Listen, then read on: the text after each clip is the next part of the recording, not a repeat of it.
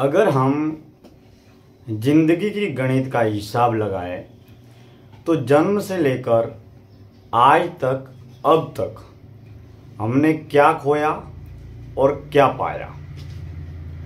अगर इस चिंतन को समझे तो हमने आज तक अब तक सांसारिक लौकिक भौतिक जगत में या तो नाम की प्रसिद्धि पाई है या धन की अमीरी पाई है। इसके अलावा आज तक अब तक से जीवन के आखिरी असली अकाट्य मुकाम तक यानी कि मौत तक हम क्या पाएंगे, क्या खोएंगे और क्या हासिल करेंगे। अगर जीवन को इस तरीके से हम दो हिस्सों में बांटें कि जन्म से लेकर आज तक और आज तक से मौत तक, यानी कि हम इस विषय को स्पष्टता के साथ में समझे तो हमने हमारे जीवन को जीते हुए आखिर में क्या हासिल किया, क्या खोया, क्या पाया। क्या खोना महत्वपूर्ण था और क्या पाना महत्वपूर्ण था।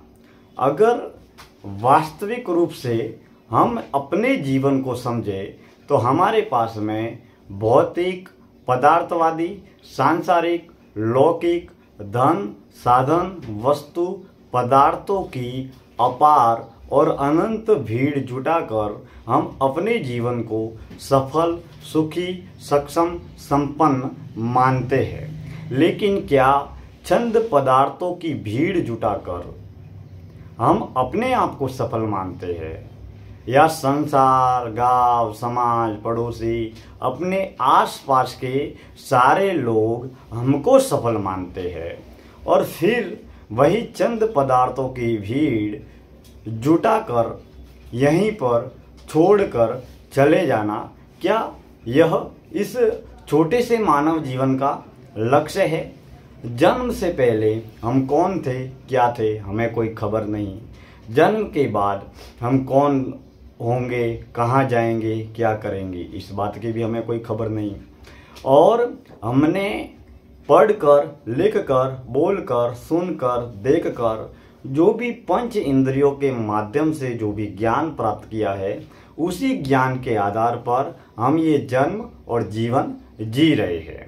दरअसल हम संसार को जो भी जानते हैं जो भी पहचानते हैं जो भी समझते हैं या जो भी बोल रहे हैं वह ज्ञान आखिर हमें कहाँ से प्राप्त हुआ, क्यों प्राप्त हुआ। क्योंकि वह अनुभव मात्र पंच इंद्रियों के माध्यम से हमें प्राप्त हुए हैं और बचपन से ही जो भी जैसा भी ज्ञान हमने प्राप्त किया जो भी शिक्षा जो भी जानकारी जो भी सूचना हमने प्राप्त की उसी के आधार पर हमारे जीवन का निर्माण होता चला जाता है। अब इस विषय को हम समझे कि जिस तरीके से जीव पशु पक्षी प्राणी जीव जंतु अपना जीवन पशु तल या देह भाव पर जीवन जीते हैं तो कहीं ऐसा तो नहीं कि हम मानव जन्म मानव जीवन पाकर हम अपना अनमोल जन्म और जीवन पशु तल पर देह भाव में जीकर ही खत्म कर रहे हैं। हमारे मानव जीवन का आखिर लक्ष्य क्या है, हम इस धरती पर क्यों आए हैं और मरने के बाद में हमारी क्या गति होगी। यह पंच तत्वों का पुतला पृथ्वी जल वायु अग्नि आकाश इन पंच तत्वों से बना हुआ पुतला पंच तत्वों में मिल जाएगा। इस बात को हम स्पष्टता से समझते हैं। लेकिन हमारी चेतना प्राण ऊर्जा आत्मा इसकी गति क्या होगी कैसे होगी इस बारे में आप और हम बिल्कुल पूर्ण रूप से अनभिज्ञ है। और जन्म से पहले हम क्या थे कहाँ से आए हैं इसके बारे में भी हम अनभिज्ञ हैं। दूसरी बात सत्य ईश्वर आत्मज्ञान परमपिता परमात्मा की प्राप्ति की सही दिशा में बढ़ने के लिए क्या हम वाकई में ऐसे कौन से रास्ते का चयन करें जिससे ईश्वर प्राप्ति की राह पर हम आगे बढ़ सके और अपने जन्म और जीवन का आत्मकल्याण कर सके। हम सांसारिक लौकिक जीवन में रहते हैं, ग्रस्त जीवन में रहते हैं, घर परिवार की तमाम तरह की जिम्मेदारियां हैं। ऐसी स्थिति में सत्य की खोज के लिए या ईश्वर की प्राप्ति के लिए हम हिमालय में जाकर साधना, त्याग या तपस्या भी नहीं कर सकते। हम सांसारिक ग्रस्त लौकिक जीवन में हैं, घर परिवार की जिम्मेदारियां एवं परिवार एवं व्यापार की तमाम जिम्मेदारियों को भी ठुकरा नहीं सकते, क्योंकि यह हमारा दायित्व और कर्तव्य है। फिर पशु तल और देह भाव से मुक्त होकर हमें आत्म जागरण की ओर, आत्म कल्याण की ओर, ईश्वर की प्राप्ति की ओर आगे बढ़ना है। और केवल बातें ही नहीं करनी है, नियमित निरंतर रूप से हमें यात्रा भी तय करनी है, क्योंकि हमारा सीमित जीवन है, सीमित जिंदगी है और जन्म और जीवन पलक झपकते ही एक न एक दिन खत्म हो जाएगा। हम सांसारिक भौतिक जीवन में पदार्थों की भीड़ जुटा लेते हैं, प्रसिद्धि भी पा लेते हैं, लौकिक बाहरी सांसारिक सफलता में हम अवश्य सब कुछ प्राप्त कर लेते हैं, लेकिन क्या हम चेतना के तल पर कुछ चेतना के विकास के लिए, चेतना को सतोगुणी सात्विक दिशा में आगे बढ़ाने के लिए क्या हम कार्य कर पाते हैं? और चेतना के विकास के लिए, आत्मा के आत्म कल्याण के लिए हर साधक सच्ची सेवा को, भक्ति को, साधना को, त्याग को, तपस्या को और निष्काम भाव से कर्म की अवस्था को उपस्थित होता है और निष्काम भाव से कर्म की अवस्था को उपलब्ध होता है। तो हम जब जीवन को सफल बनाने के लिए, सक्षम बनाने के लिए बाहरी सांसारिक जगत में अवश्य प्रयास करें, लेकिन इन्हीं तमाम प्रयासों के साथ में हम जीवन को वो कमाई के लिए आगे बढ़ाए जो कमाई हमारी मौत के बाद भी हमारे काम में आएगी।